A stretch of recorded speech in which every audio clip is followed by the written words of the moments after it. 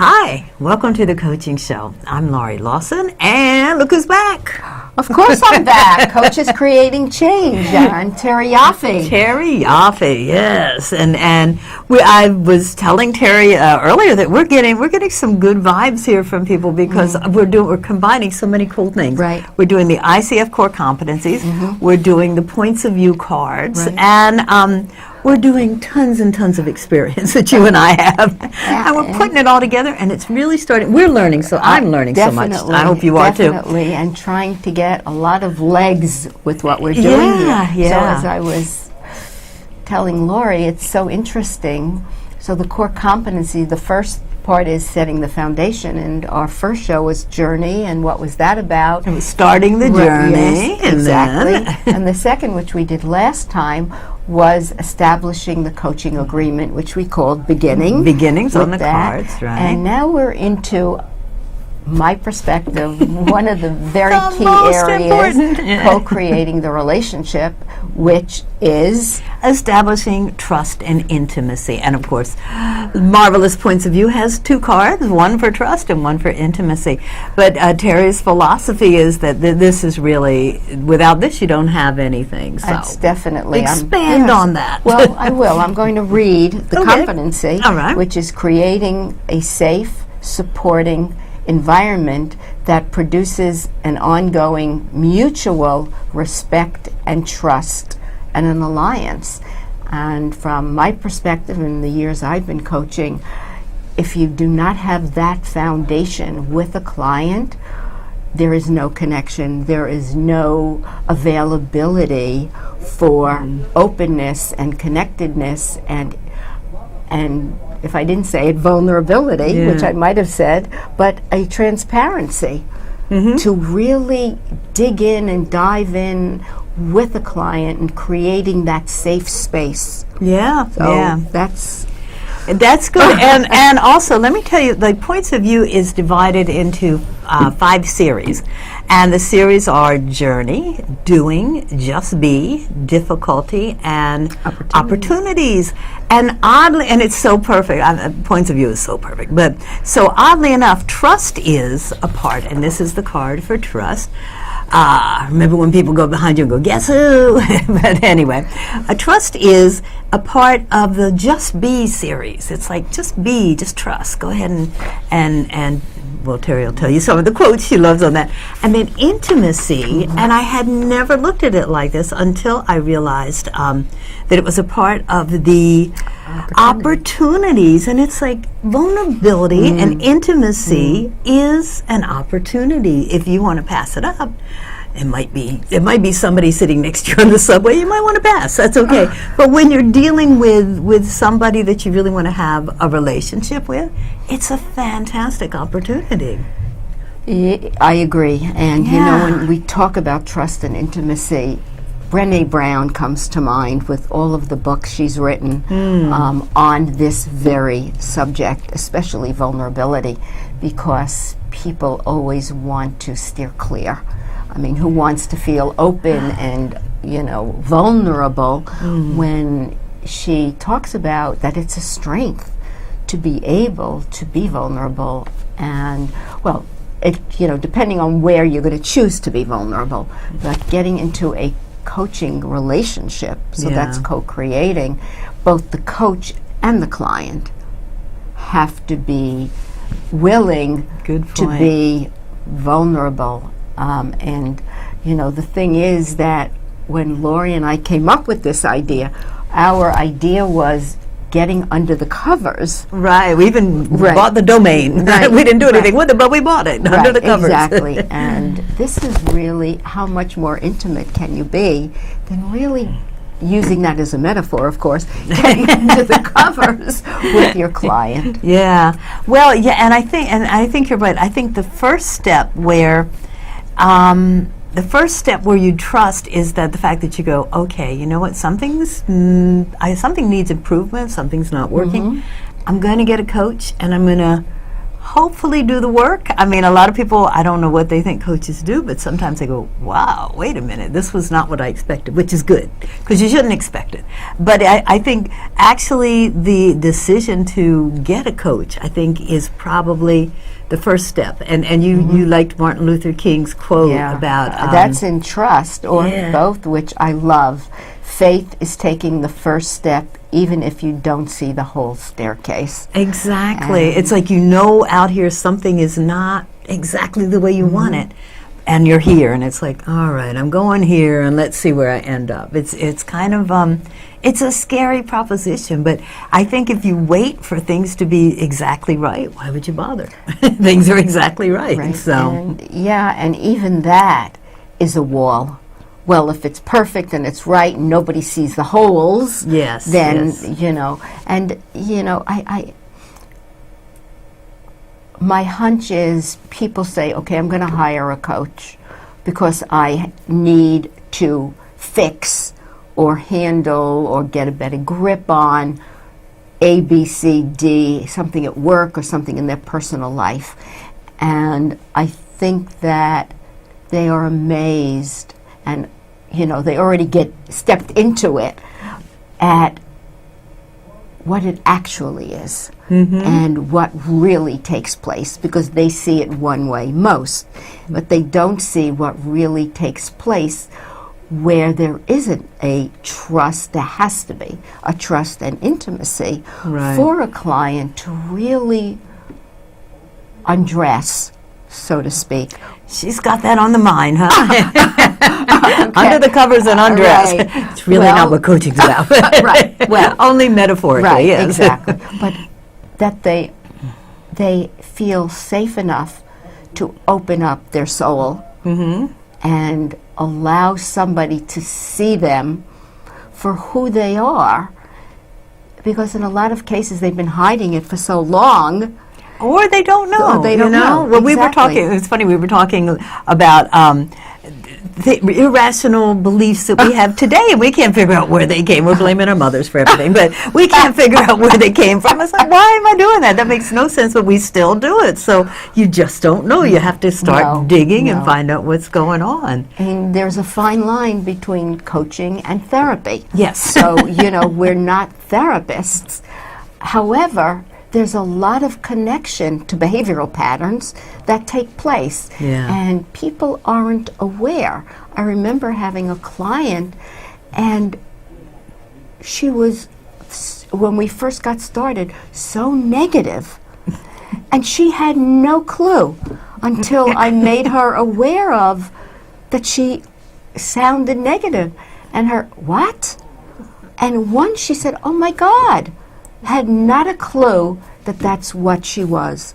And when we opened that door, she was able to see it and not run away or say, okay, bye. But, which some people do, but willing to look at it and say, oh, you're right. I never, ever thought about it. Amazing, amazing. So, yeah, well, and I want to jump on the other side and say, if you're a coach, you're not going to be able to establish trust unless you become that open with your client also. And that doesn't mean you want to say, you think you had a bad day, let me tell you, because I really want to do that sometimes. But what it is, it's like an honesty, and it's like for you to pretend that you know all the answers to your clients' problems. That's not. You're not establishing a partnership. You're establishing, it's like, I'm the authoritarian and I'm going to tell you what you need to do. And we fight that. And I fight that. That's a consultant. Yes, I fight that. It's like, oh, I know how to solve this problem, but it's like, I know how to solve it for me.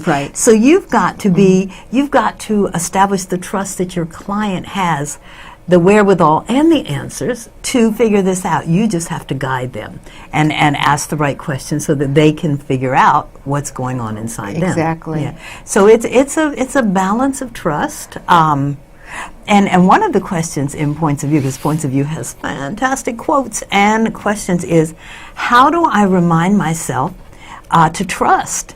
And I'll answer for that. And then if you have a way, it's like I have a couple of mantras. When it concerns me personally, I'll just go, the universe has my back. Just relax. Just relax. It's all going to work out. Or things always work out for me. And it just sort of like, okay, you know what? Or I think what you're really saying is, whatever it is, I can deal with it. I can figure it out. I've lived this long. Right. I can figure this out, right? I've got to have some experience there. And have whatever you need to do, it could just be an image that you have of something that would get you to remember to trust. I hear you and agree with you totally. My sense is that these two words, trust and intimacy, are stumbling blocks, I think so, for a lot of people, including coaches, by the way. Oh, absolutely. We are not perfect by any shape, and it's sometimes when the odds seem so stacked against you, it is so difficult to trust. Yeah. So difficult to trust. And one example I remember for me personally is when I went through my certification to become a certified coach. It was a 6-month program, and they sent me this book, this manual. It was this thick, this thick, and I took it out, and I looked at it. I put it down. I went into my bed under the covers, and I started to cry. Because I thought, how am I ever going to get through this?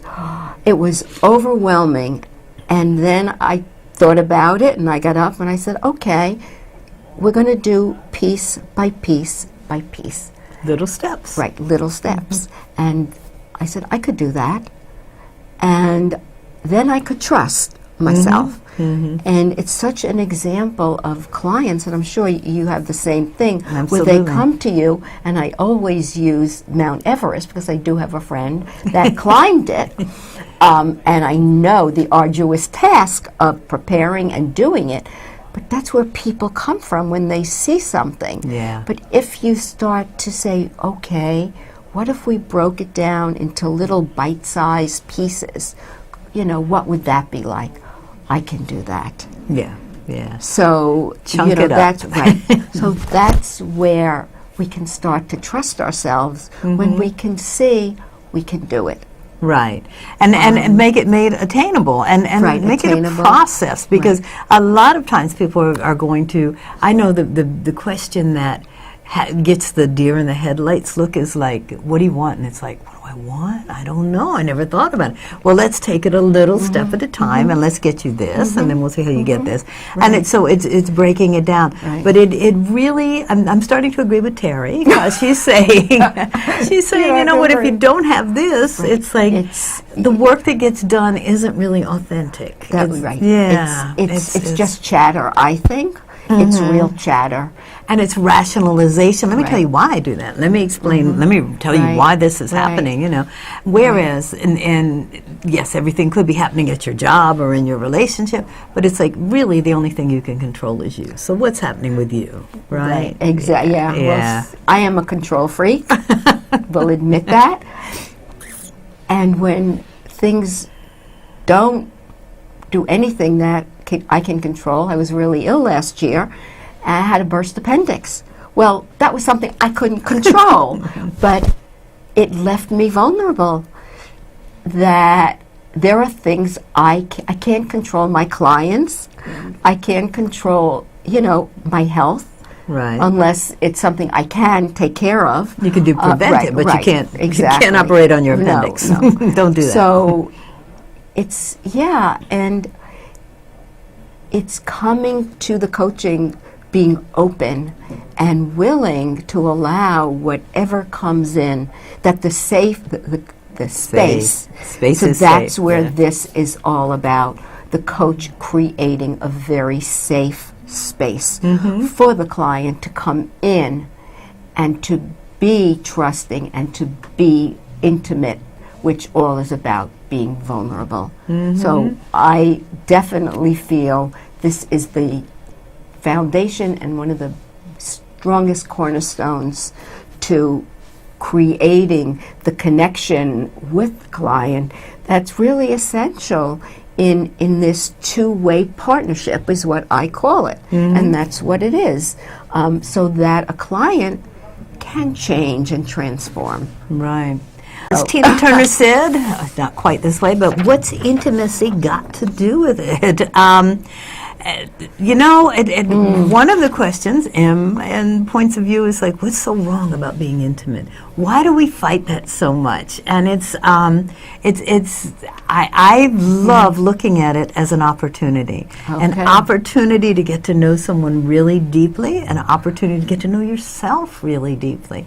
And sometimes that's the first step. It's just getting to know yourself, and then when you do, it's like, okay, I'm not that bad. I can share this with the rest of the world. I think, and I remember there's an exercise, and I'm sure with IPAC, where I graduated from coaching, and Terry with CTI, there's an exercise where you realize that I don't know, everybody shares whatever their boogaboos are, and it's like, oh, you feel that way too? I thought I was the only person in the whole wide world. Right, yeah, exactly. And that's interesting, because sometimes when a client feels that's his, he owns that only, there's a way to normalize it and to say, this isn't just you, and really normalize it for them, so that they understand, not that they care because it's about them, but to understand that there are others that feel the same way, and whatever they're feeling is really normal, and it's a way for them to go,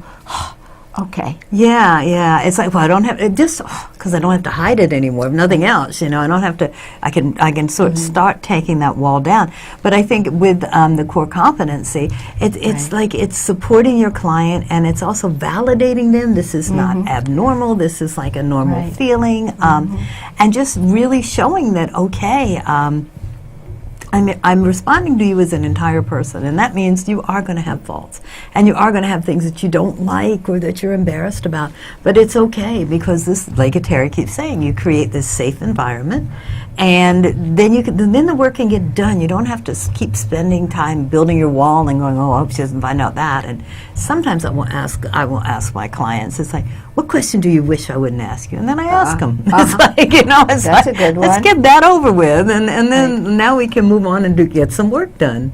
But it takes trust and intimacy to get that done. I have another little quote. Oh, okay. Which it's not really a quote, but it's, important that we journey with our clients to the core of their being.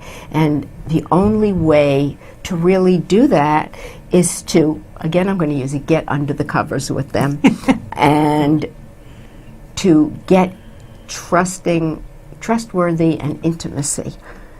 They go together. And they go hand in hand. And if you can co-create that type of relationship, it's magical. It's magical, and it's for both of you, for both the coach and the client.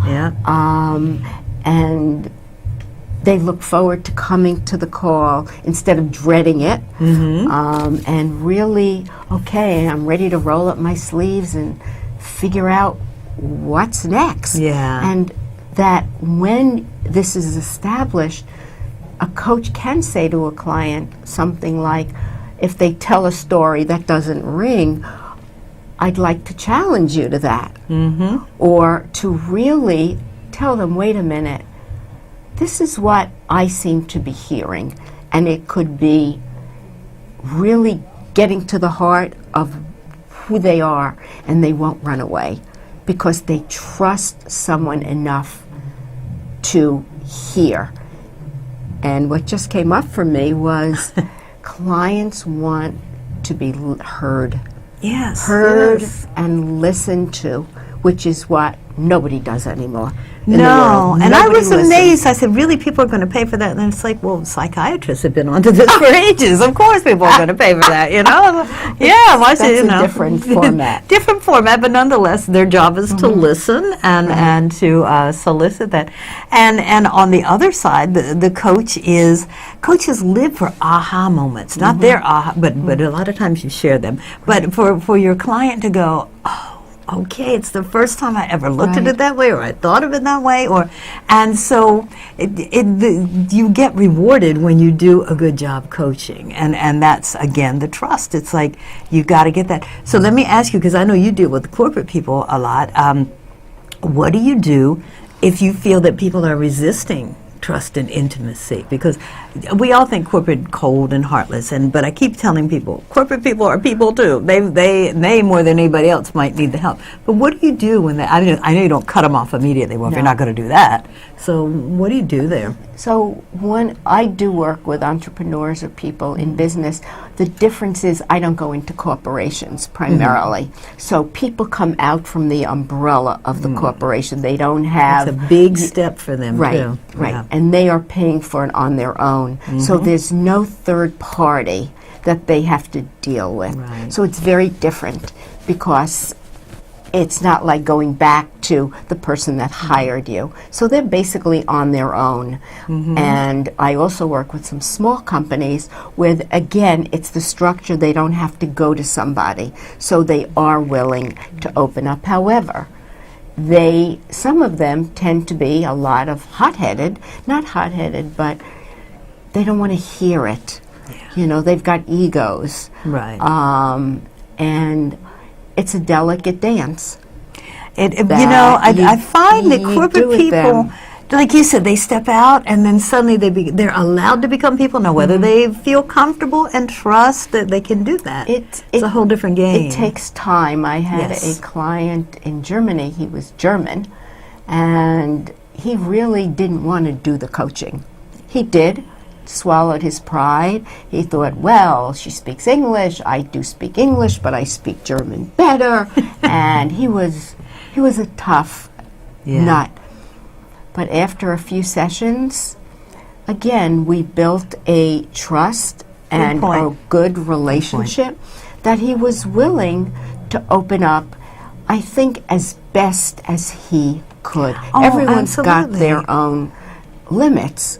Not everyone is so aware, Yeah. and you have to meet them where they are and not have an expectation that they are a lot further along than you might be.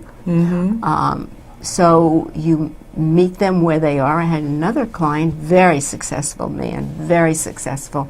He had a company overseas, and the first few times he scared the living crap out of me. I would get on the call shaking Wow. because he intimidated me, quite frankly, Yeah. for a while, until I said, okay, enough is enough. And it turned out that we were able to meet on safe ground and even territory, Get some work done. and he got done what he needed to. Nice. So it's a question of adjusting, I think, our own levels of expectation, even though we have to come without any of that. Right. But we can't have an expectation of somebody. Well, you made two excellent points, because one is you can't just walk into the coaching relationship and go, I'm your coach, come trust me. Right. You have to build it. It has to be built, and you have to, and it's a process. It may not happen the first time, and that's okay, but you're setting the groundwork for It takes time to build that trust. And expectations and meeting the people where they are. It's like we may think that, oh, this is the perfect thing for a trust relationship. They may think, oh, you know what, I open this much and that's enough. And that's okay too. You have to remember it's what's going to help the client and what they want. That's true, and sometimes you work with a client for a little while and it's not their cup of tea, and they leave. Right. They don't want to do it, and that is basically you kind of hitting a nerve where they don't want that nerve hit. But we were both talking about the cool thing is when the clients come back. After, they can go away for a year, but they come back and there's something else. So it's Right. like, okay, well, you whet the stone, you whet the appetite, and it's like, all right, let's see where you go. And if it just ends there, that's cool. You got a little something or not, we'll see. So, but if they come back, it's like, they want to taste. They worked up their courage and they came back. That's So, true. Yeah. That's true. It's again, it takes courage, I think, personally, to really be willing to step into that safe place, because The leap. They are now Just like going Martin to, Luther King, right, the leap without knowing right, exactly where right, you're going. But they Yeah. know I need to change something. I'm skeptical. I'm not sure. We make up words all right, the time. but a lot is riding on this. So they get into it, and a lot of times they surprise you. And themselves, absolutely. Exactly. I love the quote that's on the front of the Points of View book, and it's opportunity dances with those who are already on the dance floor. And that's the intimacy, isn't that great? It's I like, love that. okay, you're not going to get to dance if you don't get on the dance floor. Right. And that's trusting that intimacy is not going to kill you, so you're going to be okay. And I just, it has been a whole, and I'm so thrilled that we're doing it. It's been a whole awakening for me to look at intimacy as an opportunity. It's like, this is a great opportunity. And so get on the dance floor and dance and let a little bit of yourself out and see where you end up. Yeah. It's kind of exciting here. So I think Terry's convinced me. I think, yeah, maybe this is really, if you don't have this, what do you have? You have some kind of relationship, but Right, and not the most productive. that's a shame for the client. Because yeah, our and the responsibility, because you have to work so hard if you don't have that, I think. But it's yes, and our responsibility as a coach is to show up and to be there and to be fierce and to be willing, no matter what, to let a client know what's going on. That's not easy for a lot of people. No. If you've got your own fears and your own hang-ups, you're not going to go to that particular situation. Exactly. Because you have problems with it. Yeah. And that shortchanges, in my opinion, a client from getting what they really want and need.